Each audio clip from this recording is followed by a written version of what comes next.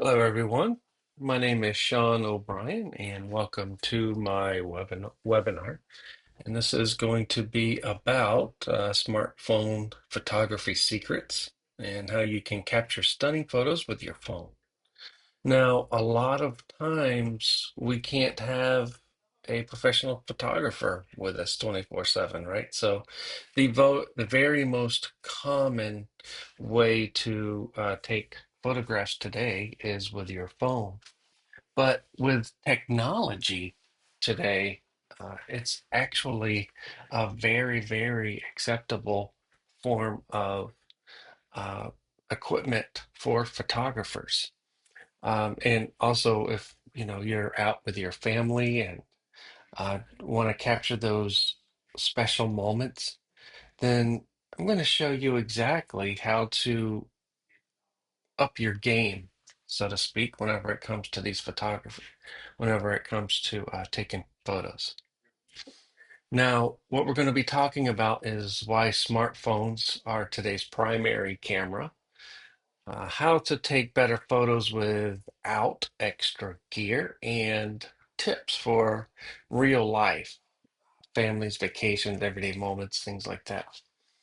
So initially, whenever we start off and we're going to talk about why smartphones are today's primary camera is because it's something that we always have on us. It's something that is always readily available. So that's something that that's something that's our go-to tool to take these photos. And a lot of times these are just simple photos. Hey, let me take a picture of my food, or let me take a picture of my wife or daughter or siblings or friends. And what we're going to initially talk about is how technology has really came to a point where a smartphone is an acceptable camera. Not only is it an acceptable camera, but it's already right there for you to share the photos. And we'll get into editing process and things like that. Why smartphone photography matters. Like I was saying before, we don't carry a camera with us 24/7, and we don't have a photographer with us 24/7, So um, what we have is what's available, and what's available is the smartphone. And there's different ways that you can manipulate the smartphone, whether it be in a landscape or portrait mode. Um, that really can create a stunning technique or a stunning photo. And I think that if you know different techniques, things like the rule of thirds, uh, you're going to be able to get the best out of your photography. And we'll get deeper into that, things out of like the rule of thirds and getting into lighting and different aspects. So we're also going to be talking about phones and capture life as it happens. And that's what we know, right? That's something that we know. We're on vacation with our family. We're at dinner. We're out at dinner. This is something you don't have to have a professional camera with you or a professional photographer with you to capture this moment. You have it. You have it. And it's right there in your phone. And like I was saying earlier, it's not only a great device for taking photos and video, but it's also already set up to where you can share this information. Let's see, small techniques changes equals big improvement, right? So, like I was saying, whenever we're talking about composition and lighting, just these simple little tweaks. Maybe you're taking a picture and the shadow is over somebody's face, or you're taking a photo and you notice that the background is properly exposed, but the face is really, really dark. We're going to show you how to improve on some of these things. And again, these small tweaks can make big improvements. Understanding your smartphone camera. So I've listed a few things here, right? So tap to focus, exposure slider, portrait mode, and high definition. So these are just a few things, but there's so much more that can be utilized with your camera, and especially when we're talking about editing. And we're going to talk about editing later, but this is something that you should uh, consider whenever you're taking these photos. So tap to focus, that's going to be able to you'll be able to tap on your screen and focus on any object that you want and have it deep in focus. So the downfall of a camera is that it doesn't have an adjustable aperture, so you're not going to get a focal plane. Okay, so, but what the cameras do now have, especially with Apple, is they have this fake bokeh, this fake blur in the background, which works good for what it is. It works good for it being a camera and it's an electronic. What Apple has also made you able to do is whenever you're editing, you're also able to focus on any subject in that photo. And you can do this after you've taken the photo. So that's the advantage of having this electronic fake bokeh or fake blur that they have. The exposure slider. So this is essentially there's a slider on the actual box that appears whenever you tap to focus, and on that slider is going to control the exposure. This is a great way to properly expose dark areas. But you have to understand if, let's say you're taking a portrait and the background is properly exposed and the face is dark, you can properly expose the face, but it's also going to increase the exposure for the background. So you just have to be wary of that. Portrait mode on a camera or on your phone is going to be utilizing that fake blur, that fake bokeh that I was talking about before. But with the proper lighting, it's almost undetectable that it's fake bokeh. Now you're going to be able to tell in some of the hair, things like that, but I think Apple has come a long way when it comes to uh, making it an actual look like a portrait, even though they don't have an actual aperture in the camera. HDR mode, the high definition, those are really going to come in handy whenever you're doing things like landscape photography, things like that. It's going to capture all the detail, but it's also going to produce larger files. Lighting, the biggest difference maker. Face the light, use window light indoors, use shade outdoors, avoid harsh overhead sun.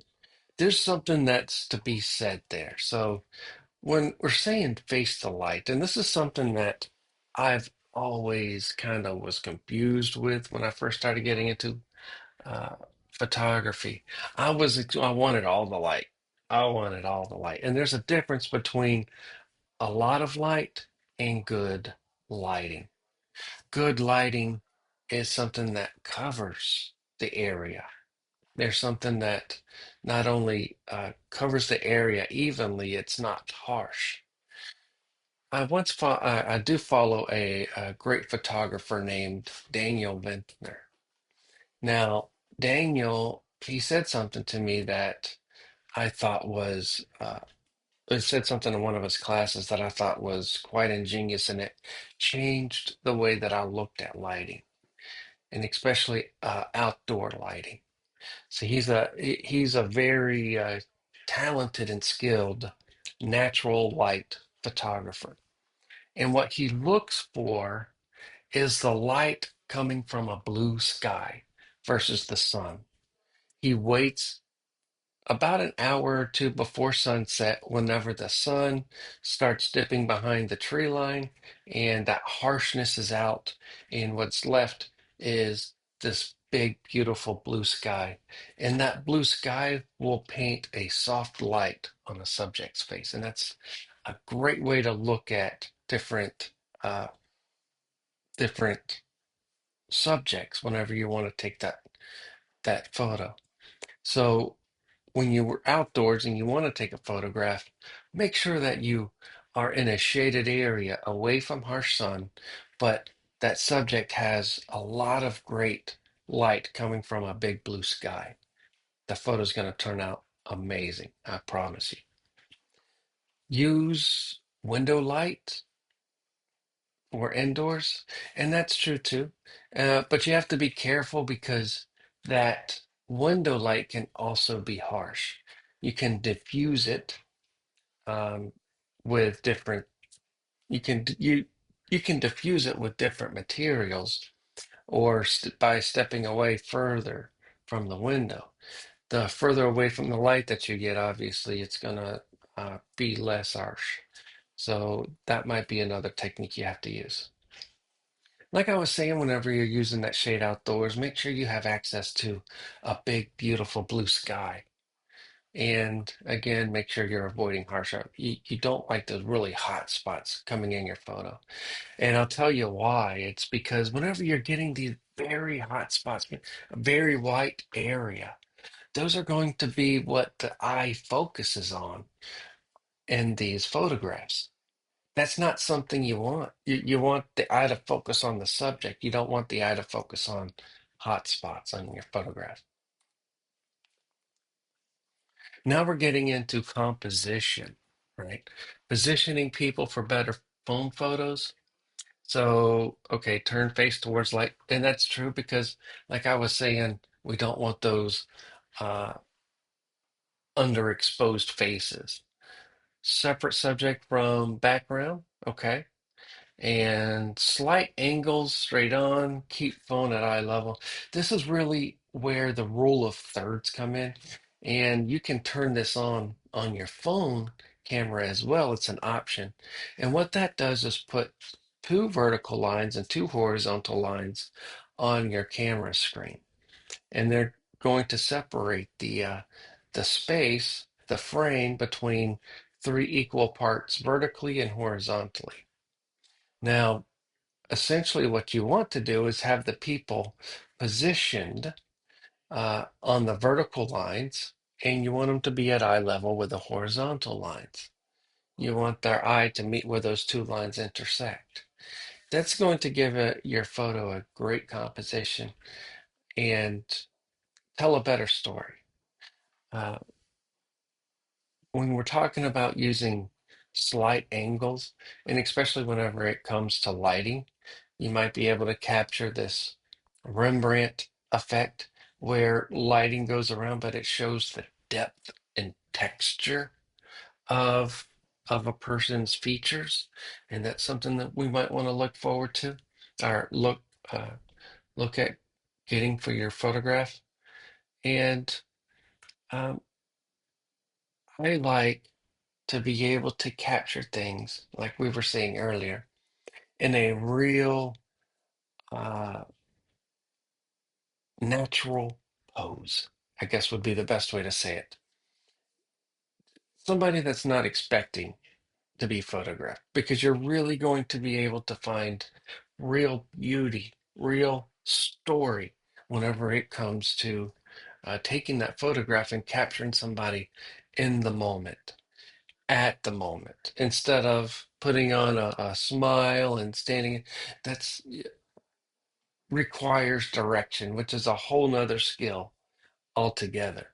But if you're able to capture that person, if you're able to put yourself in a position where their face is towards the light or separate and they're separate from a background and they have that slight angle, position yourself to where you can take that photograph and capture a natural moment. It's going to be beautiful, and it's going to be a great photograph that can be even printed in a wall hanger, as we like to say. Like I was saying earlier, in reference to the composition, we have the rule of thirds, clean background, and this is something that's also it's a good point because what we look for whenever we're talking about um, what we look for when we're talking about a clean background is we don't want distraction. We want the focal subject to be on the one that we want. We don't want any distractions. That includes different elements in the background, different hot spots in the background, different dark areas. Just because, just like I was saying earlier, a hot spot can be a distraction. So can a deep dark spot. Highlights and deep dark areas, those things can be distracting from the subject that you want. So we want to make sure that we surface area is clean. Step closer instead of zooming in. Okay. Yeah, that's true too, because so whenever we step closer, and here's something you have to be careful with. Um, Whenever we're stepping closer, if we're using a wider angle lens, okay, you want to use the uh, uh, the default, I guess, times one setting when it comes to your camera. But if you're finding that you're using a wider anger, angle lens, it can change the facial features of a person. So versus if I was to come up and take a picture using a 35 millimeter, or I'm sorry, let's say like an 11 millimeter or 12 millimeter lens, it's going to look goofy if I step up and take a photo of somebody. So that's something that we want to keep in mind. But stepping closer versus zooming in, that's going to be that's going to be it's a very good piece of advice because when you start zooming in, you're going to lose the quality. The camera sensors on these phones are not very big, even though the pixels can be. And a lot of times, you can't tell the difference between one photo and another, but you can when you start zooming in because things get pixelated very fast. Move your feet, not your phone, and that's true too. That's but that again is going to require some direction. That's a totally different skill. Just try to put yourself in the best position. Quick editing on your phone, brightness, contrast, and this is really where your style starts coming into play. There's plenty of photographers out there that uh, are very Instagram famous. The only thing that they have is their phone, but they've found a niche in how they're able to create their own style. And the amount that you're able to edit in these photographs on these cameras, it's it's it's very it's amazing. It's amazing how much you're able to manipulate a photograph. So we're talking about brightness, contrast, warmth, and crop. And um, that's really the less contrast you have, the more flat the image is, the more warmth it has, the more orange or red or yellow. And like I was saying earlier with the crop, if you're zooming into somebody to take that photo, well, if you have to do a crop to get something out of the background, that photo is going to be even less. Uh, it's going to have even less quality to it.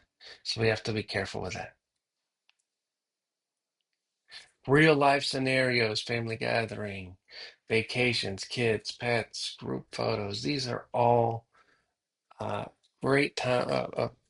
A phone camera is a great time to take these photographs. And it's also a great time uh, to capture these special moments. And this is where the smartphone comes in handy. And you don't need all of the equipment as long as you know the lighting. A professional photographer is going to come in there with lights. He's going to come in there with flashes.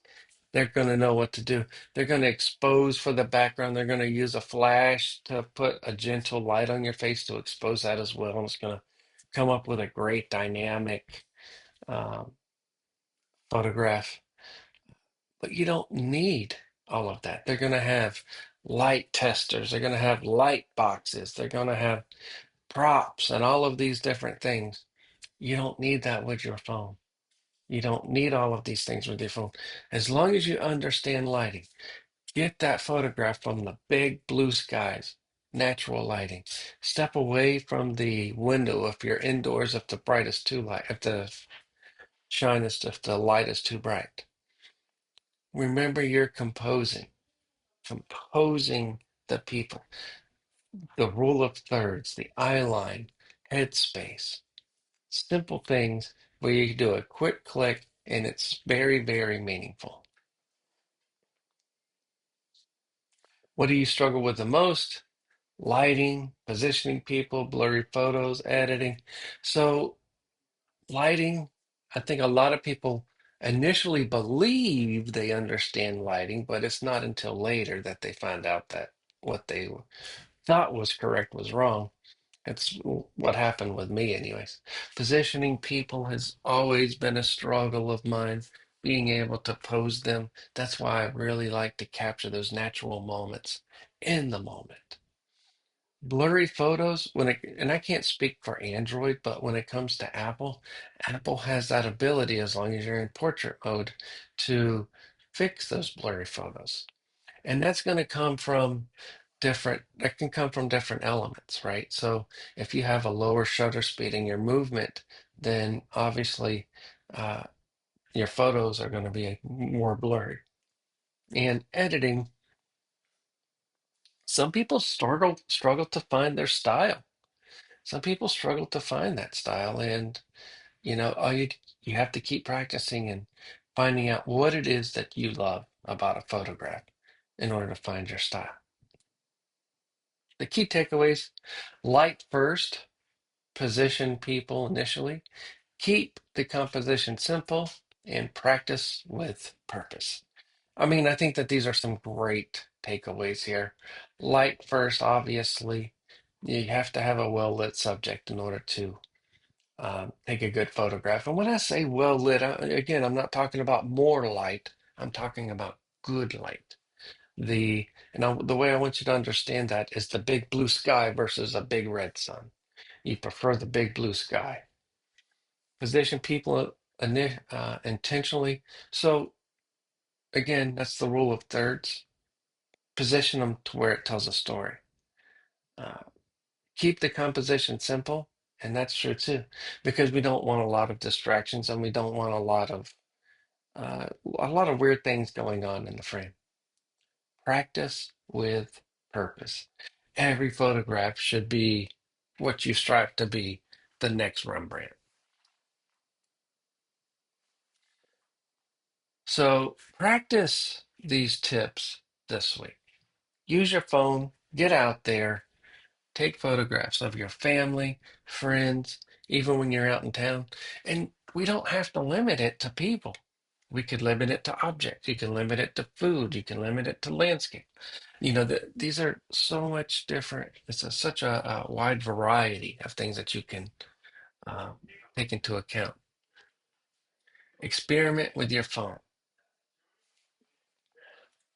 Visit Pixel Perfect Photography and follow for future events and resources.